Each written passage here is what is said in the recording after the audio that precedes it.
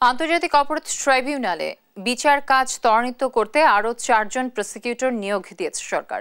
তারা হলেন আব্দুস সুবহান তরফদার, শহীদুল ইসলাম সর্দার, ফারুক আহমদ এবং হাসানুল বান্না।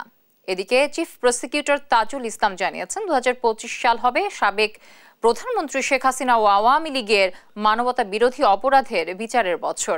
বুধবার নতুন বছরের শুভেচ্ছা বিনিময় শেষে গণমাধ্যমের কাছে নতুন বছরেই বিগত 16 বছরের অপকর্মের বিচার সম্পন্ন করার আশাবাদ জানান তিনি। তাজুল ইসলাম বলেন, প্রধান বিচারপতির